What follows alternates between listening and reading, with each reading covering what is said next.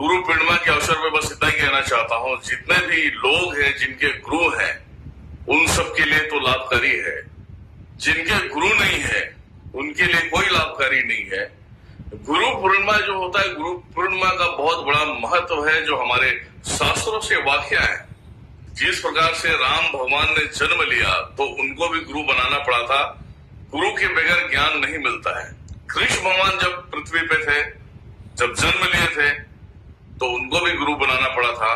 तो आप सबको गुरु पूर्णिमा के बारे में जानने से पहले इतना ध्यान करें और सोचें कि मानव शरीर में जितने लोग उत्पन्न हुए हैं उन सबके लिए एकमात्र गुरु का सहारा होना है। अगर आपका गुरु है तब हर एक कार्य क्षेत्र में आप सफल रहोगे, जो चाहे सो कर सकते हो।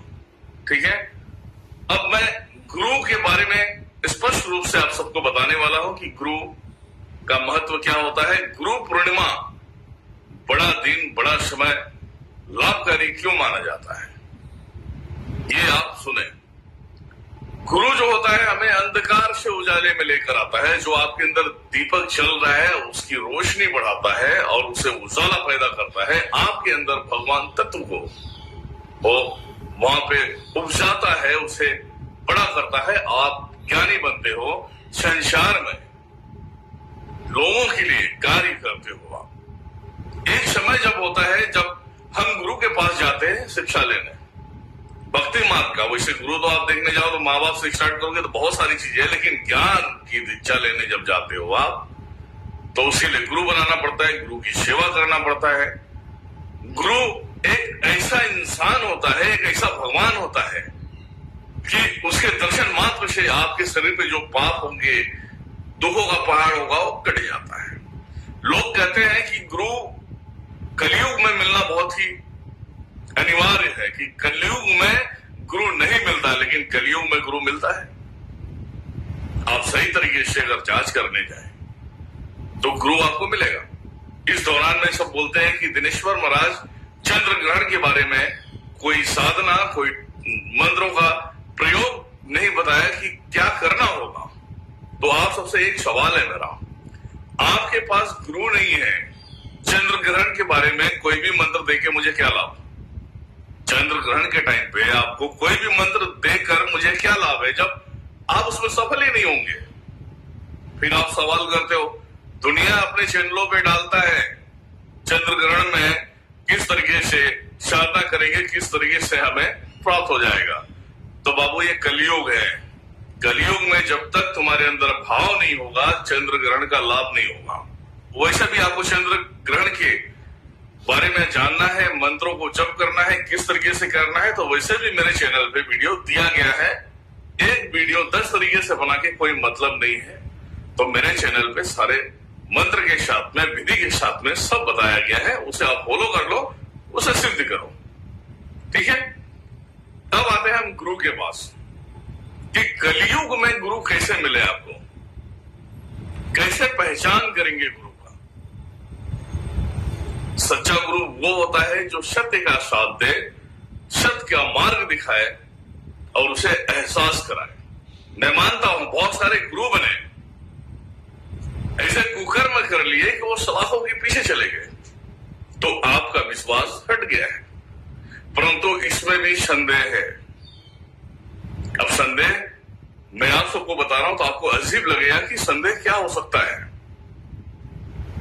हम कहते हैं गुरु बिन ज्ञान न उपजे, गुरु बिना मिटे न भेद, गुरु बिना संचय न मिटे, जय जय जय गुरुदेव गुरुवर, जय जय जय गुरुदेव।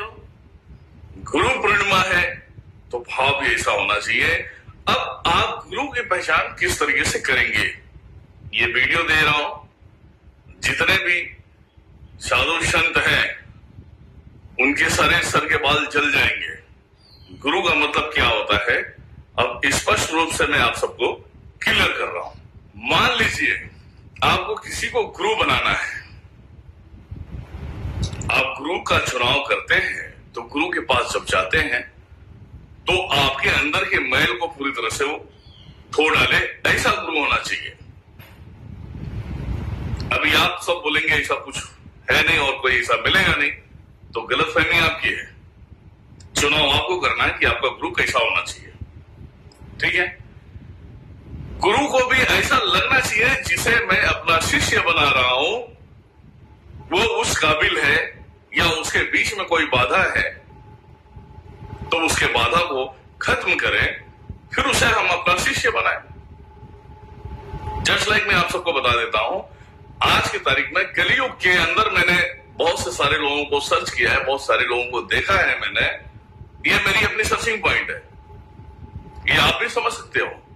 लाखों की भीड़ में बैठ जाते हैं भक्त, वो अपने दुखों से परेशान है, भूत बुद्धि डाइन डकनियों से परेशान है, लेकिन सत्संग के वक्त जब वो गुरु के समक्ष जाते हैं, सत्संग का श्रवण करते हैं, तो उनके ऊपर से कुछ बुरी छाया कुछ टाइम के लिए हट जाती है। तो वो मान बैठते हैं कि ये मेरा गुरु सच्चा है, गुरु मार्ग अच्छा देगा, तो हम इनसे दीक्षित हो जाते हैं। परंतु उसमें भी संदेह है, सत्संग से आपके ऊपर के भूत प्रेत डाइन डकनी खत्म नहीं होते। ये स्टैम्प पेपर पे लिख लेना आप।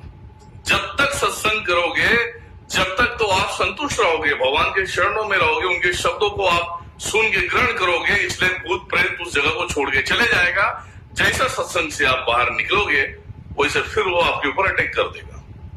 और आप क्या करते हो कि सत्संग सुनते हो, बाहर आते हो, तकलीफ होता है, फिर दोबारा जाते हो, फिर तिबारा जाते हो कि अब मैं दीक्षा ले लेता हूं तो ये भूत प्रेत मुझे टच नहीं करेगा। ये आपकी गलतफहमी है कि भूत प्रेत आपको टच नहीं करेगा। भूत प्रेत आपका गला दबाएगा जिसे पहले दबा रहा था। इसीलिए सृष्टि में अलग अलग कार्य करने के लिए कुछ न कुछ जरिया बनाया गया है, उनके माध्यम से ये सब सारी चीजों को काटना और आपको पवित्र करना। गुरु पूर्णिमा का अर्थ क्या है ये मैं आपको क्लियर कर रहा हूं, उसे आप गौर से अगर इस वीडियो को देख लिया, सुन लिया, तो आप कभी भी कहीं भी धोखा नहीं खाएंगे। गुरु लाखों में हर एक के पास नहीं जा सकता, जाहिर सी बात है। तो वो माइक के द्वारा वो मंत्र बताएगा, आपके लेफ्ट कान में उंगली डलवाएगा, जो मंत्र आपको बताएगा, जैसे 10 से 12 मंत्रों का नाम लेगा, उस मंत्र में से जो आपको चुनाव करना है उस मंत्र को आप चुनाव करेंगे, वो आपके अंदर ही रखेंगे। दोबारा वो बोलेगा जो इस मंत्र का जो दीक्षा लिया है वो इस मंत्र को इस तरीके से सुने, उस तरीके से आपको फोन पे मंत्र दे देगा। उसमें पावर होती है, ऐसा नहीं कि पावर नहीं होती है। आप उसे जब करोगे तो बेनिफिट रहेगा, जब नहीं करोगे तो बेनिफिट नहीं रहेगा। लेकिन भैया जो शरीर के अंदर मैल छुपा है, शरीर के अंदर गंदगी है, उसे कैसे साफ करोगे? मंत्र दीक्षा लेने का अर्थ यह नहीं है कि आप बहुत बड़ा काम कर लिए। जो शरीर के अंदर गंदगी है उसे पहले निकालना भी तो जरूरी है। कोई भी गुरु हो, सनातन सत्य के मार्ग पे चलने वाले जितने भी गुरु महागुरु, जितने भी पाखंड फैला रहे हैं, उन सबको एक मेरा एक छोटा सा सलाह है।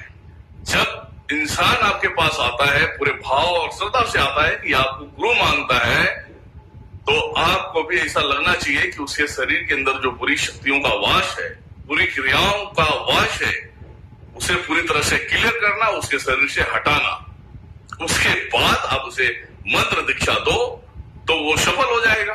लेकिन ऐसा कर नहीं पाओगे आप, क्योंकि आपके पास टाइम नहीं है।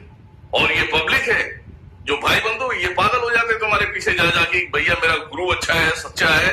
उनके अंदर पूरी तरह से वास कर गई है बुरी शक्ति, जब से नहीं जाता।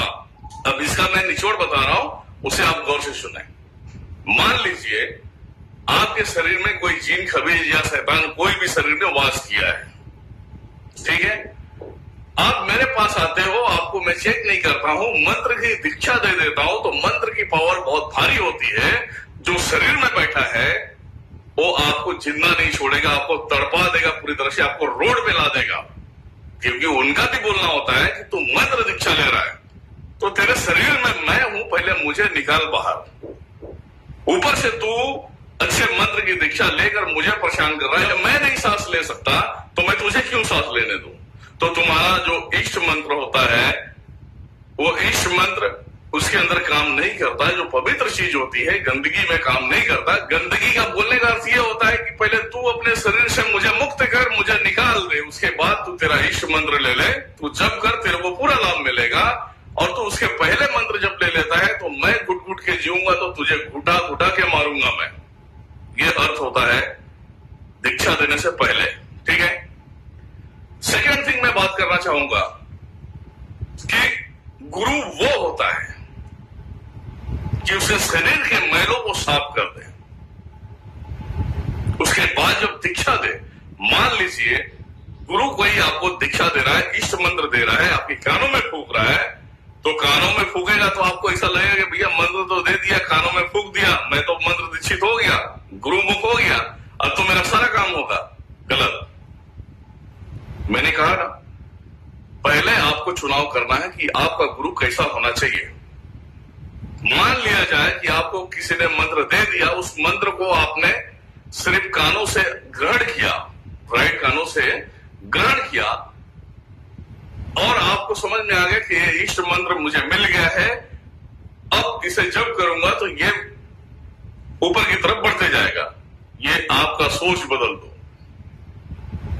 जस्ट लाइक मैं आप सबको बताना चाहूंगा, दीपक के अंदर आप बाती डाल दो, तेल डाल दो, सब कुछ डाल दो, जब तक माचिस नहीं मारोगे तो जलेगा कैसे? इस बात पे कट्टो कट ध्यान देना, जलेगा कैसे? इसी प्रकार से जो गुरु तुमको जो दीक्षा दे रहा है, जो मंत्रों का साधना बताने जा रहा है, जो इष्ट मंत्र आपको देने जा रहा है, तो गुरु को चाहिए जो उसके अंदर आत्मा जो है, परमात्मा का अंश है, उस आत्मा को बोध कराना है कि मैं शिव जी का मंत्र दे रहा हूं, तो शिव जी का दर्शन कराए। अभी ये मैं बात बोलूंगा ना तो बड़े से बड़े साधु सन्यासी ना उनकी गांड हिल जाएगी पूरी तरह से, क्योंकि मुझे बोलना जरूरी है। मान लीजिए मैं आपको भोलेनाथ का मंत्र दे रहा हूं, ओम नमः शिवाय, तो आप मंत्र जप करोगे, भोलेनाथ काम करेंगे, पर उस रूप से काम नहीं करेंगे। आपका जब तक कॉन्फिडेंस ना बढ़े, जब तक आप कोई काम नहीं कर सकते। मान लीजिए मैं आपको गुरु मंत्र दे रहा हूं, आपके ये दृष्टि है, त्रिनेत्र इसको बोलते हैं, यहाँ पे उंगली रखकर जब आवाहन किया जाता है, कुछ टाइम के लिए आपके नेत्रों को खोला जाता है। आपको मैं बोल रहा हूं ओम नमः शिवाय का जाप करना है, तो पहले आप उस शक्ति को पहचानो। पहले आपके दृष्टि में आंखें बंद होगा, शिव जी आपको दिखेंगे, भैरव जी दिखेंगे, दुर्गा माता दिखेंगे, आप उसे एहसास करोगे। आपसे एक बार नहीं 4 बार पूछा जाएगा कि जो मंत्र तू ले रहा है उस मंत्र के माध्यम से देख माता रानी दिख रही है। जब तुम्हारी दृष्टि बंद रहेगी, जब तुम सामने दिखोगे दुर्गा माता दिख रही है, भोलेनाथ दिख रहे हैं, तो आप बोलोगे कि मुझे दिख रहे हैं। तो उसको बोलते हैं कि जब हम दीपक में तेल बाती डाल देते हैं, अग्नि लगाते हैं, तो हमारा जोत जलना चालू हो जाता है, हल्के रूप में जलता है। अब उसे हमें क्या करना है, उसे बढ़ाना है। तो हमारे अंदर कॉन्फिडेंस भी आ गया कि हमने दुर्गा माता को देख लिया, भोलेनाथ को देख लिया, मैंने जब से पहले मैंने दर्शन कर लिया, उस उपरांत से आपके अंदर कॉन्फिडेंस बढ़ेगा। आप जब करोगे बड़े प्यार से जब करोगे, अरे यार छोड़ो, मेरे पास तो दुर्गा माता है, भैरव जी है, शिव जी है, मैंने दर्शन कर लिया है। उस माध्यम से आप उस जप को करोगे, आपकी हौसला बढ़ते जाएगा, वो जप कंप्लीट होते जाएगा। ठीक है, ये प्रक्रिया होती है। जब कोई दीक्षा लेने आता तो पहले उसके अंदर जो बुरी शक्तियां हैं उसे खत्म करो, उसे पवित्र करो, उसके बाद जिस इष्ट को वो चाहता है उस इष्ट का मंत्र दो, उसे दर्शन कराओ, फिर उसे जप के लिए आगे बढ़ाओ। उस वीडियो को देख के अपना कार्य कर सकते हैं। और लास्ट बात यह है कि इस वीडियो को आपने देख लिया तो पूरा ज्ञान हो जाएगा और ज्ञात हो जाएगा कि गुरु किस तरीके से बनाना है, गुरु कैसा होना चाहिए। ठीक है, ये वीडियो आप सबको पसंद आया तो प्लीज इसे लाइक करें, सब्सक्राइब करें। Thank you so much.